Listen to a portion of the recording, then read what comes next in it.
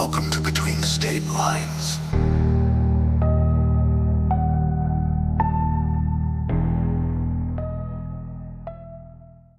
Welcome back to Between State Lines, episode 31. And yes, this week has been an absolute, how do I put it lightly, shithole of a week. Yeah, I mean, Trump's doing Trump things. Did you see that he is trying to apply the whole revoking birthright citizenship to natives? Oh yeah, somebody posted it on our tribal Facebook page, and everybody's like, "Fake news, fake news! You can't do that. This is ridiculous." Like we were originally here, and yeah, I'm just like, okay, so it's fake news until it happens, I guess. Well, did you hear, I don't know how much you read into it, but did you hear the reasoning, essentially the reasoning why he's trying to do that? I don't know what's He the. wants that your tribes, all the tribes, essentially renounce their tribal, um, whatever you want to call it, um, and then basically that would give him and the U.S. government access to those lands. Yeah, no, we have worked So so hard stupid. to buy land back. Yeah, no, the whole story behind the tribe that I'm from, how walking the Trail of Tears, and that they got stuck on this land, and it was at one point it was 2 acres, and the entire tribe had to live on the 2 acres unless you renounced that you were part of the tribe. Then you would basically just go act like you weren't tribal, and then you didn't have to make half wages because people who were tribal made half wages if they worked off of tribal land. It's insanity. We worked so hard to build what we have. I can't imagine. I I don't know. Trying to make you say, "Oh, I'm not tribal." This is just going so far into the past. It's not even funny. Yeah, it How many days are we in? right. We're only what, Monday, 5 days in now. Like, this is depressing. It's just awful. But did you see any of the weird shit that happened on the internet with Trump and Biden and all that, like, conspiracy shit? Oh, I don't know, but I love a So good conspiracy. What you got? so there's 3 things. Number 1, and I tested all of these out, by the way. They're all, as of, like, 3 days ago, they were real, legit things that happened. They've since been fixed by, Instagram and Google. But if you Googled the term "presidents in order," just presidents in order, it had Trump, and then Obama. No mention of Biden anywhere on Google. And then if you searched who was the president from 2021 to 2025, it brought up Trump. What? So weird. They said it was a glitch. Weird shit. I don't know. The CEO of Google went to the inauguration, so I don't know if Trump got in his head, or I don't know. I wouldn't be surprised if he was like, get rid of Biden for a little bit or whatever. I don't understand it, but it was legit. He's just gonna gaslight us into thinking this is a totally different timeline than it actually is, and it's just gonna go however way he wants it to go, which just seems like insanity to me. Well, I think so. My theory is that he's trying to get all these social media companies and like tech companies like Google, Apple, TikTok, Facebook, because he wants to essentially control all the narratives and do things like get rid of birthright citizenship. And then eventually, if you can't Google, for instance, the Constitution, it's gonna be hard to find information on it. And then who's to say what's real, what's not real? It's true. I know. I looked up buying the Constitution today.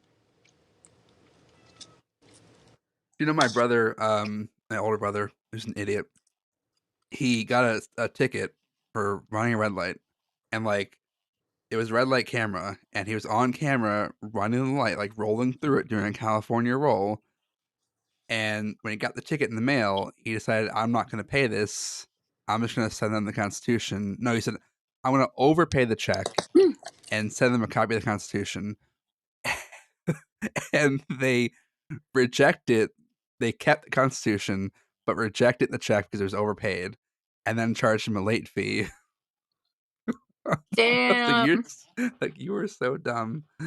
Just pay the damn fee, man. You were caught in 4K. And they kept the Constitution. And the third thing that happened was on Instagram and Facebook. They essentially forced people to follow Vance, Trump, and FLOTUS. I heard that. That didn't happen to me, but that wouldn't surprise me either that I'd be left out of it.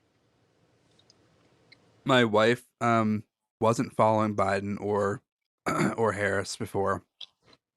Was following all three accounts, Trump, Vance, and FLOTUS, like 2 days ago. She blocked them all, and the next day in the morning, they were all unblocked, and she was following them again. So, Oh my god. It's the worst episode of Groundhog Day. yeah, so I don't know what the absolute hell was going on. Like, I feel like loser Zuckerberg probably did something, but like, that's a little weird. Yeah, that's... I don't... What's the purpose of following... Like, I don't know, forcing people to follow you. I was wondering, though, because after a friend said that, and I was like, oh, it didn't happen to me. But I wanted to ask my aunt, because she's definitely following them. Yeah, and Yeah, she's definitely not on that side. I think it's like they're just trying to make him look more popular than he is. Like, oh, he's more popular than Biden. Like, okay, bro. We're making I people mean, follow, but they're not bots. They're real people. right? Like, you know what?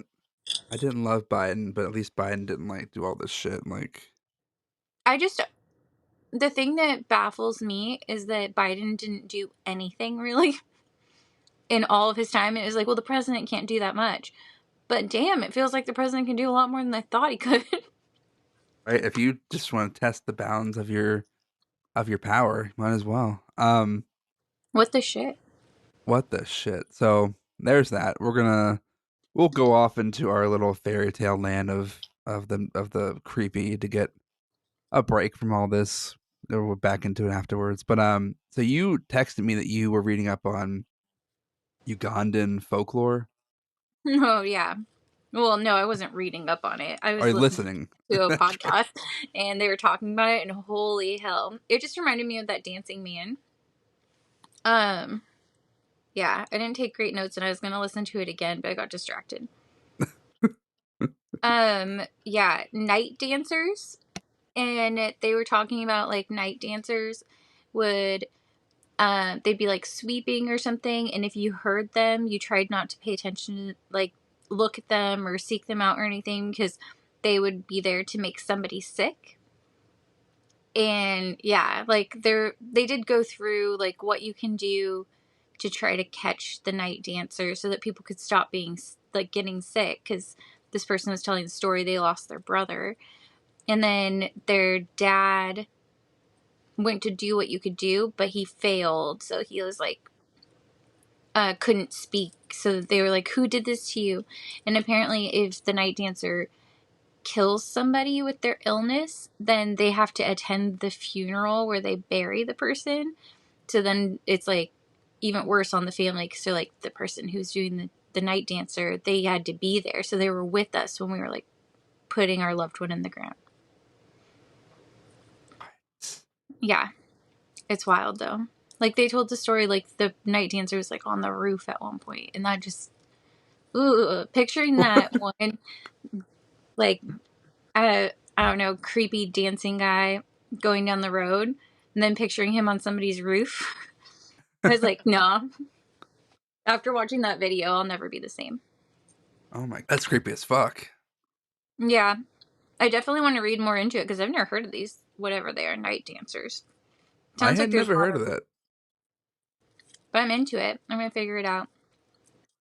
Are you gonna go join them and dance? No, definitely not. I'm too much of a chicken to listen to that in the dark lately. Like, I was listening to podcasts that were super scary to go to sleep. And lately I've just been a chicken. You've It'll lost come your back. edge, Steph. Yeah, it'll come back. It'll come back. You've lost your edge. Um, you know what? I just thought of this a few minutes ago. I have beef with people who, have you ever seen like people weirdly park in like the front of the store, like just park up on the curb and they run in? Mm-hmm. I hate that. I hate that so much. I don't get it. You're not saving any time. Like you literally, I was at Rite Aid tonight and they parked in front of the store and there's a parking spot like 5 feet away. I was like, why are you parking on the freaking curb like this? Like, just pull into this spot right here. Like, what the It's like Grand Theft Auto. Like they just think that they can just park out front like all diagonal. get it? I don't get it. I hate that so much. It just annoys the hell out of me. I don't notice that a lot here, but when I was living on the East Coast, I definitely saw it happen there. People wouldn't even like get out of the street. They would just like leave their car in the lane. It's like, oh, guess I gotta go down a different side street because this person's clearly in this mini mart and I don't know how long they're gonna be in there for. I guess they can't. I guess they can't tell them, but not fast. But ugh. I've never been anywhere in the world really, so I can't compare it to anything. But I was like, this feels very foreign to me. It's not a typical thing in the Pacific Northwest. There's big enough parking lots, I guess. I feel like. Yeah. So I have some creepy facts today to start with. Again, as per usual, there is a surgery called tooth in the eye surgery. Surgeons put a tooth in a blind person's eye to restore their sight. The surgery was pioneered in the 1960s, and it actually works and is still being done today. What? Um, so an osteoodontokeratoprosthesis, or OOKP, is a type of prosthetic cornea, and the surgery is also called tooth in the eye surgery, is a multi-stage procedure which they create the prosthetic and implant it in the eye. And the prosthetic is partially made of tooth and jawbone tissue to help prevent rejection of the implant. And it's typically reserved for those who with bilateral corneal blindness. It's a very complex procedure and it has several criteria for potential candidates, but it can be a life-changing procedure and does restore vision for a lot of patients who have no other options. So, tooth in eye surgery. Okay, is it so it's one of your own teeth? You just give one up for the cause. Um, I think they probably like file your tooth down a little bit to get like tissue, like the bone fragments. You want to call it that? that sounds so wild. I don't know how did they come up with this? And why is that the only option? I feel like somebody was like, you know what? Let's try sticking a tooth in this person's eye and see. Like, how do you like? Maybe I mean, scientists are really smart, so I'm sure there's an actual procedure and process they went through. But like for me, it's like in the 1960s, how do you think up that you can make a cornea out of a tooth and jawbone And uh, Frankenstein stuff, fragments? honestly. Like, Pretty were they experimenting on animals? Was this prior to that being frowned upon? probably. I feel like they didn't start. It didn't stop doing that until. I mean, they're still doing that now, but I feel like they Hopefully not as probably were much. doing that back then. Yeah, probably like more regularly. But yeah, this is definitely animal tested. And then the first person that went through this can't even imagine that. And now they're like, oh, we just regularly do this. What? That's pretty crazy. Yeah, Yeah. I saw that and What? I was like, what the actual fuck? Tooth in the eye surgery. That is wild. How? Um, And then and How does that improve things? Yeah, I don't get that. Like, I don't know. I had to do some more research into that because it's pretty weird that like it can. I mean, I feel like corneas aren't hard, but maybe they are. Yeah, my brain's broken on that one. Too Um, hard. so the 1982 film Poltergeist, it featured real human corpses, so real skeletons. At the time, were cheaper to buy than materials to build props for the film. So they took real skeletons and put them in the film. Um, so and because of this, there was apparently a curse on the film and the film franchise where 4 actors died during and soon after the filming of the trilogy. The first actor was Dominique Dunn, who played the older sister Dana Freeling. In 1982, the actor separated from her partner John Sweeney, and that November he showed up to her house begging her to take him back, and when she refused, he strangled her to death and left her to die in her driveway. Um, the other daughter from the movie, Heather O'Rourke, who was 6 years old in the first movie, in 1987, she was misdiagnosed with Crohn's disease, and the following year, she got sick, and her illness was attributed to the flu. A day later, she collapsed and suffered cardiac arrest, and after being airlifted to the Children's Hospital in San Diego, she died during an operation to correct a bowel obstruction. And it was later determined that she had been suffering from a congenital intestinal abnormality. Um, and then 2 other ones died from either stomach cancer or undergoing a heart lung transplant, which I didn't know was a thing. You can get 2 transplants at the same time, which Wow. is a very slim survival rate. So too creepy, like wild, unexpected deaths, and 2 kind of like, well, they're older. Yeah, that makes more sense. That remember that carnival that skeleton was at that turned Yes. out to be real. I'm like, that makes more sense. That it was cheaper at one point to actually have a skeleton than to have like a fake one. I am going to put this on record. So Hollywood, if you're listening, I know you are. When I die, you wait until I turn into a skeleton, so maybe like 20 years. Dig me up and feature me in a film. You have my permission. Gotta wait I 20 years. promise I won't curse you. I'll ghost hold and we'll just chill in in the skeleton, enjoying the Hollywood life. No, I heard the ways that you want to mess with the living after you die. So, They'll just have like, like their food table will be a little rearranged. It might end up on the floor. It might end up in the bathroom where all the poop particles are in your coffee mugs. I might put poop in your coffee mug. I don't know. Who knows? I'm never gonna get over that. Like, wash my coffee mug right before I put coffee in it. Wash everything. Only work with gloves. I don't know. My new dishwasher is amazing, by the way. I am in love with it.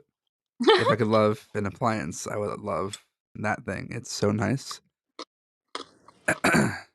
This is your 30s. My 30s. Welcome to my mid 30s. I'm turning 35 this year. I'm halfway to death. Um, Yeah. Thanks for that encouragement. I'm 36 this year. I'm a little bit closer. you're a little bit, you're like 6 months closer than I am. Or a year. No, you're 36 and I'm 35. Okay, yeah, a year and 6 months. Okay. A little bit more. Okay, Yeah, you'll no, love it's this next. all You will made up. love this next one. climate change is actually making spiders larger. How? It's making them adapt to new environments and making them change. Awesome. Did you Where the also see that an ice shelf broke off of Antarctica and it's on a collision course for uh, South Georgia? Not the What? state. Not the state. It's an island. What? There's Yep, a South Georgia island there's a South Georgia island. It's out in the outside the UK. I that don't think doesn't sound anyone lives there. okay. Good, because it might be taken out. That's wild. Like, no, how have I missed all of this? Like, it feels like I've absorbed too much news.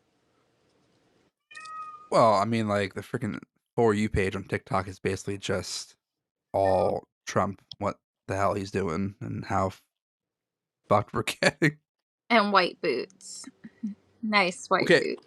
okay. Can we talk about those code words, please? I don't know what they mean, and I've tried to look it up, and I feel like an old man. What do they all mean? The winter boots is for ice. Okay. So you're supposed to be talking about the winter boots. And keep in mind, I am going to be 36 this year. I'm doing my best. I may not be correct about some of these. So if I'm wrong, somebody tell me because I want to be right. So people are saying that to not get caught up in like the sensory of everything, or to not like have less views talk about the winter boots because of ice, and the winter boots keep you warm or something like that. And then what's the Dior bag? The impression that I got was that it's about the drones. I don't know. But I yeah. literally, when I was on TikTok last night, and I was like, winter boots, Dior bags, and like all these things. And I'm like, what are y'all talking about? Like, I want to know, but now I know at least some of them. Yeah. It's just saying like we got to group together, we got to take care of each other because they're always listening. And it's like if you're talking to people about what your plans are, what's next, like don't bring your phone around. Like I got deep conspiracy tips TikTok. And honestly, like people are scared. I had a friend who she texted me earlier today, like she's just like, I've just been on the verge of tears all day. I'm like, you're not alone. Stuff's heavy. Constantly something new is being introduced, and it's like, will that pass? Will it not? I don't know. We're only days in, just days. I just, I can't imagine hating a group of people that much. The people who are like less fortunate than you are at the start, like immigrants have so much less going for them right now, and you hate them so much. I don't get it. Well, yeah, and then people who follow him are like, they're not really sending ice into schools, but then other people are like, they are sending ice into schools and detaining children to get their parents to come down and pick them up. It's like the misinformation is what makes it so that it can happen, because so many people are like, no, that's not what's happening, and like you can just completely gaslight them and still have it happen. And it's like, no, it's ridiculous. Because yeah, I had somebody who's very pro Trump on my Facebook that she's just like, you guys are dumb if you think that this is really happening. That can't happen. There's enough bad people that are from other countries, and that happens in other countries. If you're bad there, you wish to be sent home or something like that. I'm like, it's not like that. Yeah, no, I don't know. It's depressing. I don't have much hope, but We're gonna keep going because we have to. right. Fact number 4: locked-in syndrome is a condition in which a patient is fully aware but is stuck in a coma-like state. I think that's a nightmare. What's worse if okay? I think what's worse than that is the instances of like people waking up during surgery but Yes. can't communicate. Like they're awake, they can feel, but they can't talk. Yes, that is the worst version of that, but both of those sound like absolute hell. Yeah. I am so terrified if I ever have to have a surgery, but like, man, I'm gonna wake up, and I probably will wake up because I'll be making myself so scared of waking up. Yeah. I have only ever had my wisdom teeth pulled. And my wisdom teeth pulled, the gas didn't work on me. And I was so mad because I did all four at the same time. And I was like, you ruined my opportunity to be gassed. But I'll never know. Would that have affected me, or would I have been like part of that little percent that stuff doesn't work on? It's terrifying to Yes. think about. I don't want to figure it out from a surgery. I don't. um, the film A Nightmare on Elm Street is based on a real story reported in the L.A. Times. Um, some boys from a family who had escaped the killing fields in Cambodia. Um, they started having nightmares, and then one day one of them died while screaming about the nightmare they were having. And Wes Craven, this is his quote: "I had read an article in the LA Times about a family who had escaped the killing fields in Cambodia and managed to get to the US. Things were fine, and then suddenly the young son was having very disturbing nightmares. He told his parents that he was afraid if he slept, the thing chasing him would get him, so he tried to stay awake for days at a time. When he finally fell asleep, his parents thought it was over, and he was fine. Then they heard screams in the middle of the night, and by the time they got to him, he was dead. He died in the middle of a nightmare. He was a youngster having a vision of a horror that everyone older was denying, and it became central to the story of Nightmare on Elm Street." Wow. Died during a nightmare? Scream at the nightmare. He was screaming about it, and parents went to get him, and he was dead. Or Or one of those like creatures that are supposed to get you in your sleep. What where was that at? Cambodia? it was in L.A. They had come from Cambodia. Oh, in LA. Okay. Never mind. I don't think they have anything like that in LA. Yeah, I don't know. It says that because I swear that there was something that was supposed to like take people in their sleep, but I don't know if it was in Cambodia or not. So I googled Cambodian sleep deaths. In the 1980s, many Cambodian refugees died suddenly in their sleep, and they called it a phenomenon: sudden, unexplained nocturnal death syndrome. Wait, are you thinking of the Babadook? What? Look up, Google search. I want you on the podcast. Google search Babadook. It's Babadook,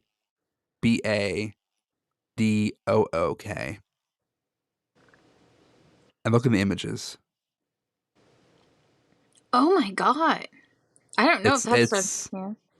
yeah, it's supposedly a like a boogeyman that comes to you in your sleep. And they actually made a film about it. It's a really good film, really scary. You won't watch it, but it's a really scary film, and it's really good. But based off the urban legend. Yeah, because there is one question on here: is Babadook very scary? The film can be very scary and disturbing. Pass. It's terrifying. Like, yeah, I mean, again, you won't watch it, but maybe I'll make you watch it one day, and then we can report back. But yeah, so weird things happen in the world, No, I'm convinced that the thing that I'm thinking of, it started with an S, I feel like, but I can't think of what it is. and it gets you in your dreams. It gets you in your sleep. I want to say it was like a sick or something like that. I don't know. It'll come to me, just not this week apparently. Maybe next week. I'll do The some night research. There's a night hag. Well, I'm sure to Same be. thing, different brand. So, for today's episode, we're reading a story from Reddit, our No Sleep. It's a pretty well known and apparently really good, really scary, but also kind of graphic in parts story called The Pancake Family by A.A. Peterson. The story is in an interviewer format, so there'll be parts where the interviewer asks questions and then the guy answers. So kind of like the main character is looking back at what happened and recounting it to, I think, a newspaper interviewer, reporter, person, thing, idea, lady, all Whoever the they are. above, whoever they are. All right, so goes. How is my complexion? That pale, huh? Jesus, I bet I look like a ghost. I feel like I bled out 2 gallons. What? No, not a scratch? Sorry to ramble. It's just that what's the word for it? Detached. Strange feeling. Seen it enough times in the field. Sort of figured if I was ever going to experience myself, then I would have experienced it by now. Hell of a thing. I feel like I'm floating outside my body. Just cut the cord and I'd float away. Did you see the crime scene? Don't. Don't look at the pictures. Don't even touch the file. You'll thank me. I can't get my knees to stop rattling. Is that what you're holding onto your? Is that why you're holding onto your coffee like that? I'm shaking the table, aren't I? Hold on a second. Let me back up. There, that's better. That's all his internal monologue, by the way. So that's not like the interview. Just okay. Okay. We've got to go official now, Hob. Can you confirm for the record that you're waiving your right to an attorney? No, I'm still interested in an attorney. I mean, yes, I'm waiving my rights. Sorry. And I'm as sound of mind as I'll ever be. Are you sure? Yes. Let the record show that Detective Hobson Millgate, retired, has waived his right to an attorney. I won't need a lawyer after the DA stops puking and considers taking it public. They're not showing that to a jury. Are you ready to begin? No, but I'll talk anyway. What led you to the crime scene on the night in question? Would you believe that I was planning a fishing trip before this started? Never mind. Hold on. I'm thinking. Hard to organize it. Never been on this side of the interrogation table before. I guess it started with the reporter. Name of Bamer. She contacted me a week ago by email and claimed she had new information on the Driscoll murders. I was a lead investigator. The case had gone unsolved for 20 years, cold as ice. Frankly, I thought it was all bullshit at first. You know how that can be. Most of the time, it's not even on purpose. Everyone thinks they know something that will crack a case wide open. Theories are easy when you don't have to check them against evidence. The Driscoll murders were a big story around these parts. Lots of interest, lots of press. Over the years, I must have gotten a couple hundred shit theories. When I retired, I handed the investigation over to Detective Carroll, but I didn't want him to be bothered. I know he's busy with the recent gang activity. I figured I'd check it out as a courtesy, but I wasn't expecting it to go anywhere. I met her for lunch at Puri's Cafe. Good looking blonde gal, professional, though she didn't fit the typical profile of a hoaxer or a conspiracy theorist. Not that I put too much faith in profiles. She also might have been one of those creepy gals that gets off on death. God knows I've dealt with those too.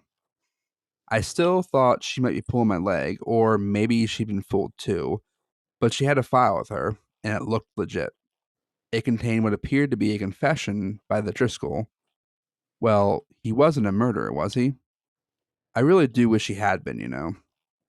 It would have been so much better for everybody. Can you please fill us in on the relevant details of the Driscoll case? Okay, let's see.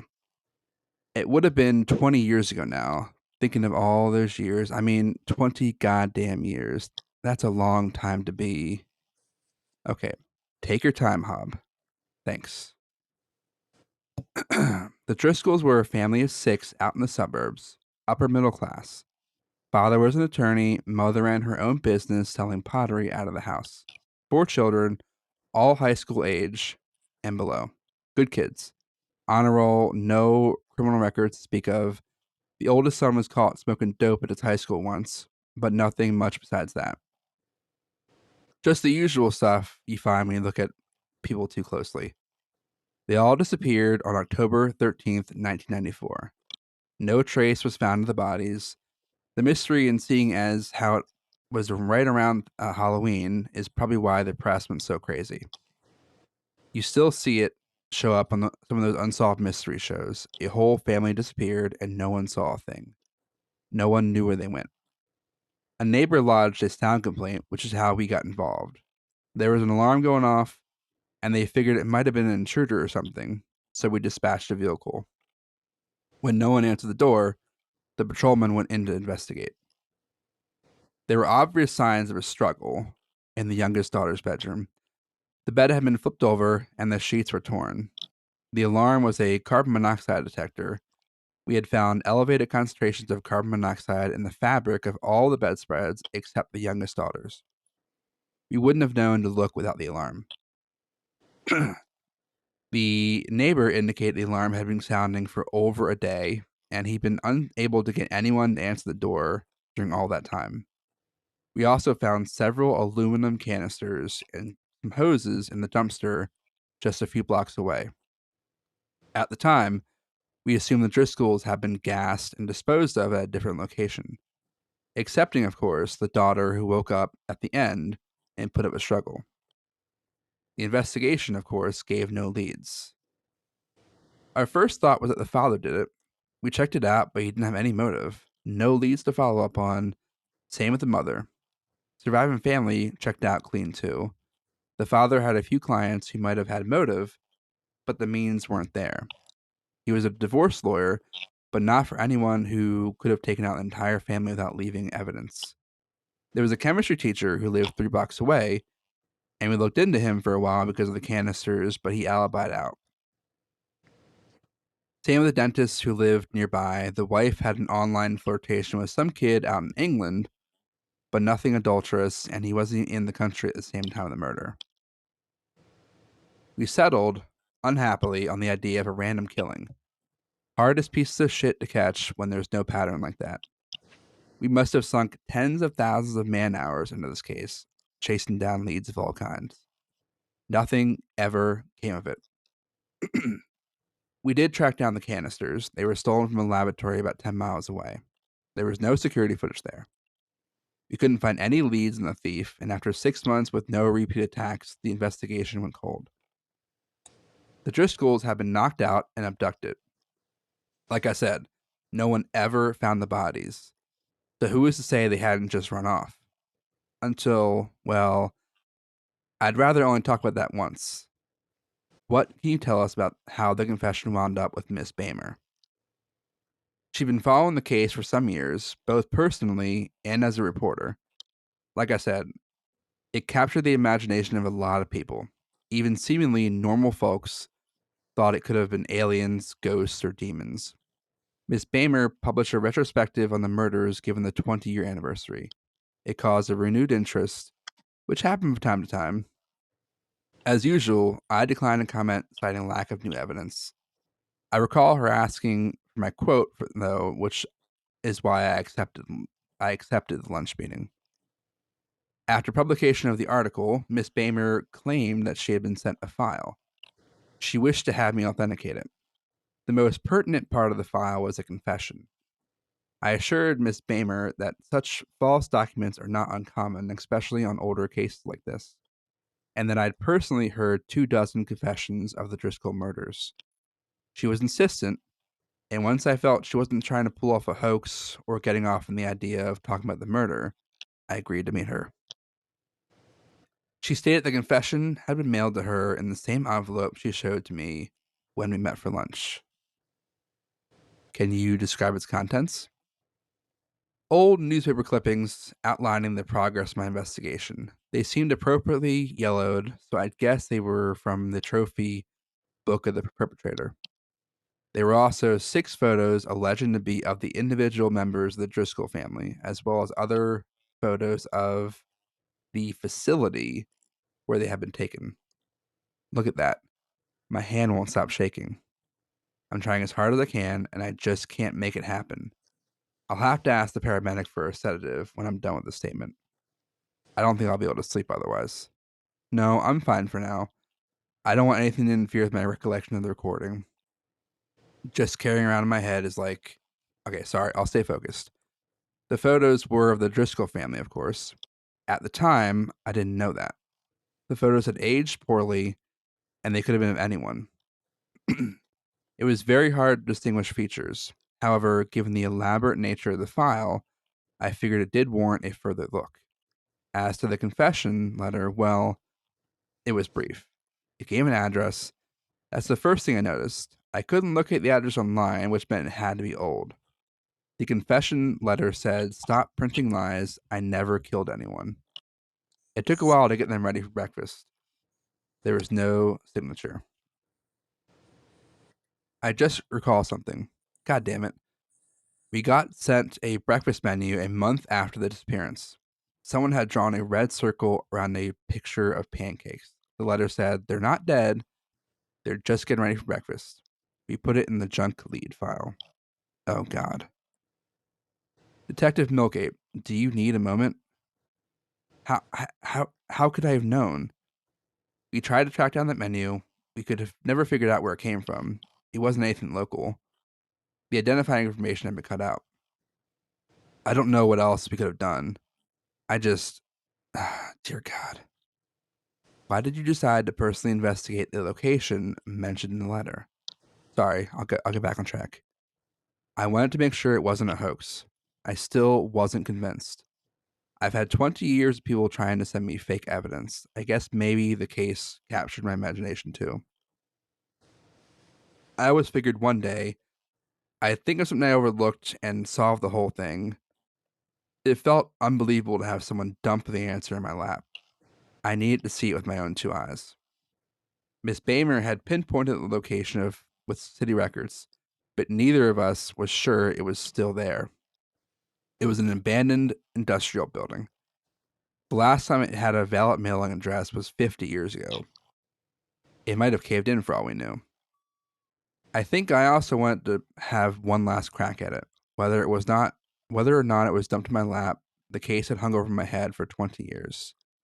Miss Bamer and I agreed to meet there the following morning. Okay, can you describe the crime scene? Yes. It was an industrial building, as I stated, approximately 120 feet long, so maybe 45 feet wide. It was a wooden structure, and at first the conditions seemed to match the neighboring buildings. However, I noticed the facade had recently been patched in a few locations. Further investigation also revealed that the entrance had been chained and locked. My understanding was that it used to be a sheet metal shop. At least, excuse me, is there a garbage can? I might vomit. Sorry, I thought I was empty. No, I want to get this done with. Then I'm gonna want that sedative. I could smell something from inside the building, very faintly. I figured that would count as probable cause. Not that I needed it as a civilian, but you never forget the way a corpse smells. They were bad enough they had that same smell. I hadn't forgotten how to pick a lock, so I got myself inside. You know, I really do wish they had been corpses. I really do wish she had been a serial killer. I really do. Please say you believe me. I do. Can you describe the interior of the building? I'm trying to focus through this. I really am. I'm sorry. It's just that I like to go to sleep after this for a very long time. Is that paramedic here? Is the sedative ready? Oh, thank God. The warehouse had not been as abandoned as we previously were led to believe. The interior had a hallway with 6 rooms. The construction was old, but visibly newer than the rest of the building. The walls between each room had been soundproofed. There were no windows to the outside or doorways between the rooms themselves. The only access was through the hallway. I tried to make Miss Bamer leave at that point. You see, the smell was stronger inside.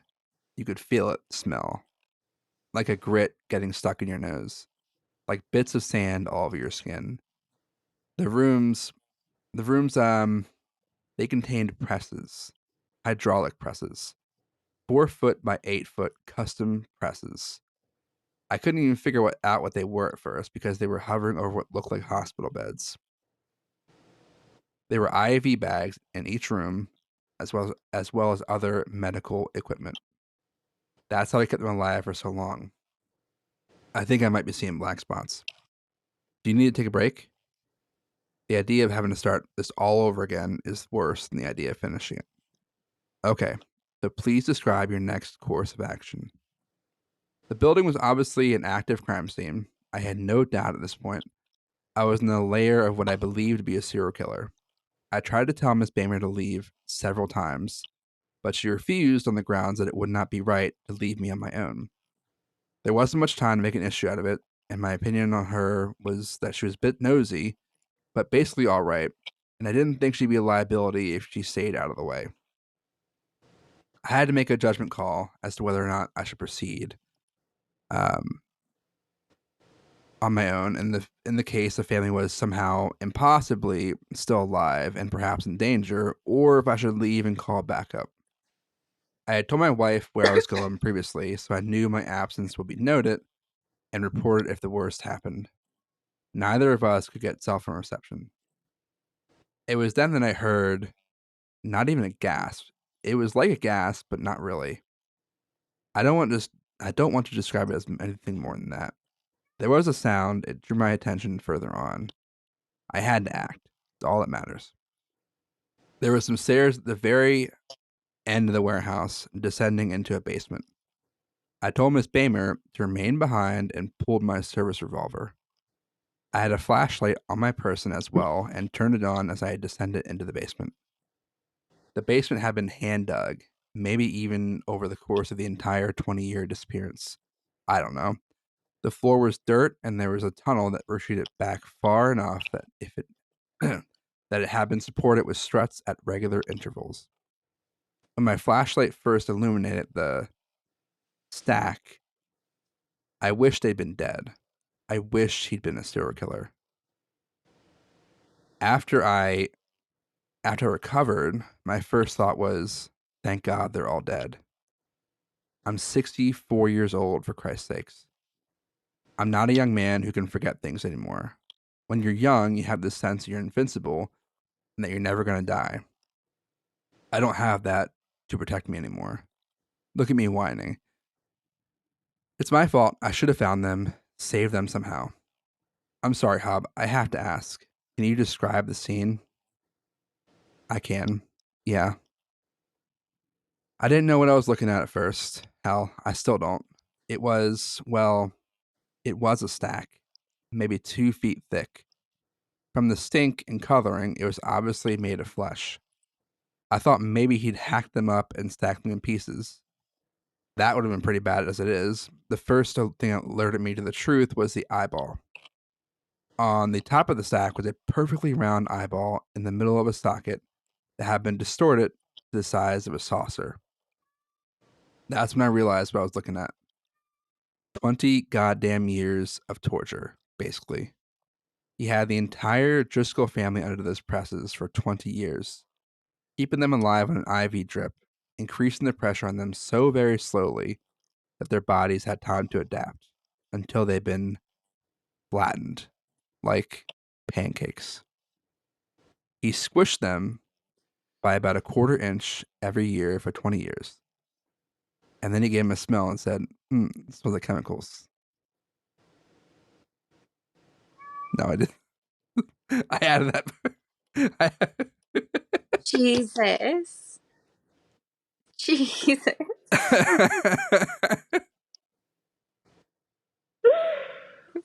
What?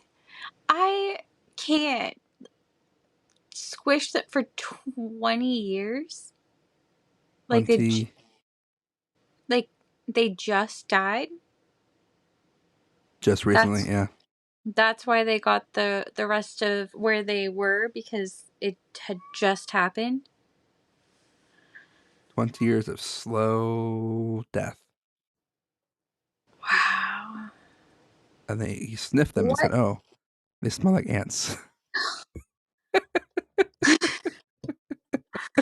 I just, what could make somebody so evil that they did the long game to this whole family? What did this family do? He must have made them mad. He must have, like, I don't know, stolen their newspaper. Wow. And kept alive with an IV drip. That's intense. And holy cow, it's disgusting. Like, you can Oh, yeah. smell this smell and you can see what's happening, and then you come upon the entire family and you see it from in one eyeball that has been, it looks like a saucer. That's insane. Ooh. Ooh. Yeah, like your eyeball, like that big. Holy shit. Um, yeah. So he squished them about a quarter inch every year for 20 years. Then he pulled them out when they were too broken and wrenched them to move without any chance of recovery and stacked them on top of one another. I've got no idea what for. I don't want to know. And I was still thinking the entire time, thank God that they're all dead. When the one on top started gasping again. What did they say? Nothing at first. It couldn't speak without help. I think it could have been Avery Driscoll. Not that I could tell much about the gender or the age, but the hair was blonde where there was hair. The head was a mess of scars. I think the son of a bitch who did this must have removed parts of their skulls. I've got no idea how he got their heads so flat otherwise. Not as flat as the rest of the bodies, but still flat. Who the hell knows how their brains handled all that?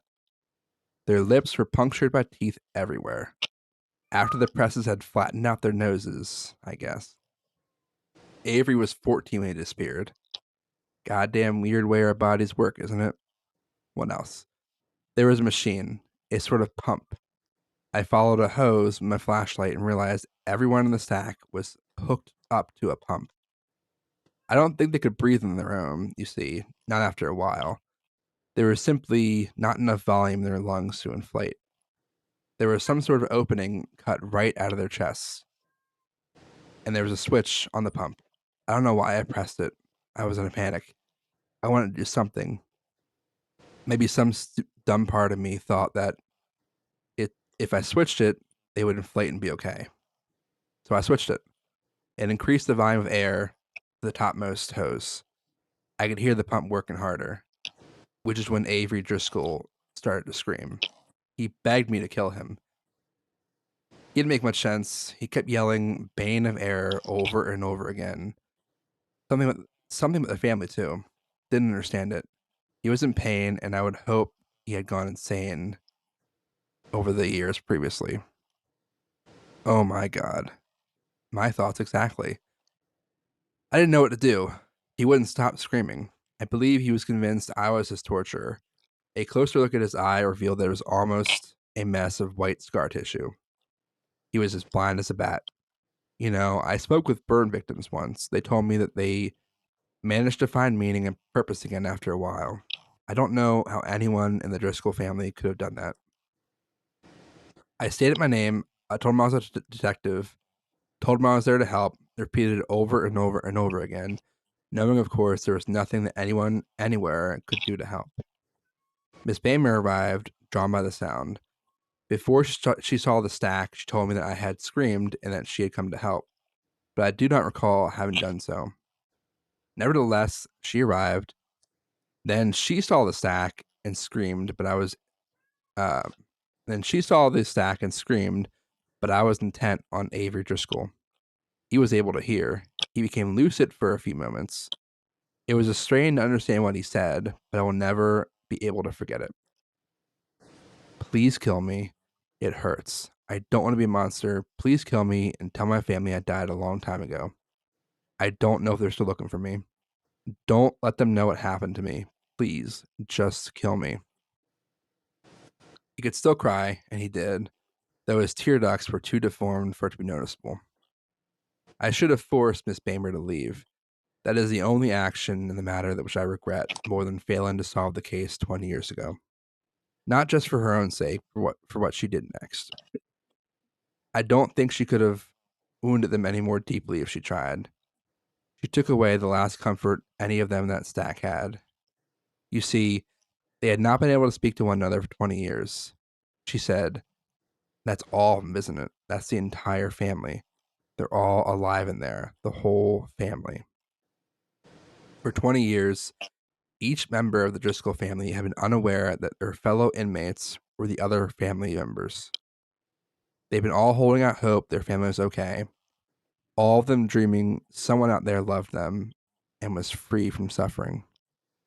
Do you know what the screams of 6 people tortured over 2 decades, smashed down to a width of 4 inches, sounds like when they're all stacked on top of one another? It sounded like the gates of hell swinging open. I think that's enough, Detective Milgate. Not yet. It was my mistake. I should have tried harder, tracked down the lead. Maybe that's why they meant screaming that. It was my error, so it was my responsibility. I shot them. Mercy is hard, but I owed it to them. I am the one that failed to save them. It took only one bullet to go through all of them. I emptied my revolver, though, to make sure they didn't linger, give them that final piece. It was the only kindness I was able to give them. We left and called for backup after that. Neither Miss Bamer nor I wished to remain with the bodies. I elected not to follow the crime scene investigators back into the basement. I asked if I could make my statement now and leave, and after one of them saw what I had seen, they agreed. May I have my sedative now? Yes, of course. Thank you. Please show in the paramedic. I'll roll up my sleeve. My wife has diabetes, so I'm well aware of the routine. Oh, and please make sure you give the same courtesy to Miss Bamer. She seemed to have worse than me, after all. Poor woman couldn't even throw up or cry. Of course, but do you know where she is now? She told the lead at the crime scene she was going home, but we haven't been able to reach her. Did you try the paper? Which paper? The Daily World. Are you sure? There is no one there by that last name on staff. That's the end. So she was the person that tortured them? She has to be the person that, yeah. Has to be. Got to be. Wow. What a sick son of a bitch. That was such an intense story. Because I can't even fathom what that looks like. And then the fact that they didn't know that it was their own family through the whole time. And that this lady was deemed not that, like, harmless, basically, from him going in there and her going with him, even though it was, like, normally they just want to hear about the stories. That's why women are interested in this stuff. And then it's like it was her the whole time. See, I pictured when he said stack, I was like, okay, maybe like, 3 feet tall, like some kind of semblance of their body left. Then you said 4 inches, like, I mean, that's like so small. Like, holy crap. Like the entire family. Yeah, that's like And freaking somehow insane. alive. Somehow still alive. I don't know. That's a lot. Somebody Wow. in the Reddit thread was upset that they added a line about her not being a reporter. They couldn't find her. Like, I like that. Like, it is a twist, but it's like, damn, the murderer was with him the whole time. Like, led him to the crime scene. Yeah, and somehow she was just able to leave. They didn't do extensive questioning of her. She's just gone now. What's crazy is like this is like it's not unrealistic where it's like this could happen. I mean, I don't know the extent of like 20 years, but like I feel like somebody would do this in our world. Yeah. Yeah. I can't imagine how one person could keep the whole family and not have them realize that it's their family the whole time. But it's not like it couldn't happen. Like, especially thinking about all of the cult leaders from a couple weeks ago. Or was that last? Honestly don't know how many weeks ago that was. But the cult leaders, like, they had like 500 people following them. If some group, they had their own cult and they wanted to torture a whole family, they could make that happen. And who's to say it wasn't a cult? She was the leader of it. Yeah. Of all of the fictional stories I've read, I want there to be a sequel to this so bad, but I don't think there is. Dang. That was such an intense story. Makes you go, whoa. I feel like if I were him, he should have questioned her more. Like a lady showing up after 20 years, being like, "I got this file." I'd be like, "Okay, we're gonna do a background check on you." Like there, Yeah. I mean, I get the idea that like the killer wants to stay relevant, but I don't know. Sending I feel like they would send multiple uh newspapers like the same stuff to kind of get at least one of them to pay attention to them. Well, it feels like the people had been flattened to the point that they're like, okay, well, I'm gonna, first of all, how do you have such a success rate? You haven't lost anybody in the family. That's wild. But she's like, okay, they're gonna perish soon. I've never killed anybody because, that's what was said, and they're right. They didn't kill anyone, but torture over that many years, I don't know. I don't know. It's like the jig is up, and so they had to bring somebody in somehow, and then somehow she's just got away with the whole thing. And the most fucked up thing is like if she first of all, I feel like it has to be more than one person because how does this one lady get all that entire family, kidnap all of them? But if she is the main killer, like she knows, she's aware that they all don't know the other one is there. They think they're alone, and she still does the fucked up thing and tells them after all that torture, like, "Oh, that's all of them. They're all here. They're all dead." Like she forces them to realize at that terrible moment that they're all together. A last kind of torturous thing to do. Yeah, wow. Truly, you'd have to be a different kind of evil. And there would definitely have to be more than one person. There's just, how do you get a whole family in these devices in the right amount of time? How do you abduct the whole family? Nobody, not a trace of evidence behind. And then, yeah, there's just so many things in it that it's like, okay, this would have to be like a bigger organization. A cult would work just fine. And she's somehow the mastermind. Yeah. My mind, I'm like, it's a cult, and they're sacrificing these people. It's like a like demonic like sacrifice, a slow sacrifice to Yeah. their demon god. Yep. But then they didn't even have to do the actual sacrifice. He had to do the sacrifice. He deserved that sedative. Yeah, it just it makes you like realize how much fucked up shit cops see. Like, I mean, like I could never be a cop, first of all, but like the ones that deal with like murders, that's got to be insane to see all that shit that Yeah, they see. I can't imagine. And to see that and to not just turn and run the other way, because that's what I would do. Like, especially if I've now known that smell and I smell it again, you bet nope, I'm not I going hate forward. Sorry. I hate the idea that you can like smell their bodies outside the building. Like, Yeah. And they were still alive. and they're still alive. God damn. Yeah. Oh, that's a lot. Yeah, That is it a lot. was. That is not what I predicted, though, I don't think. No, and there was no smelling of the bodies. There's no. I mean, they did smell them, but they didn't like smush them to smell them. At least we I don't think they mean, did.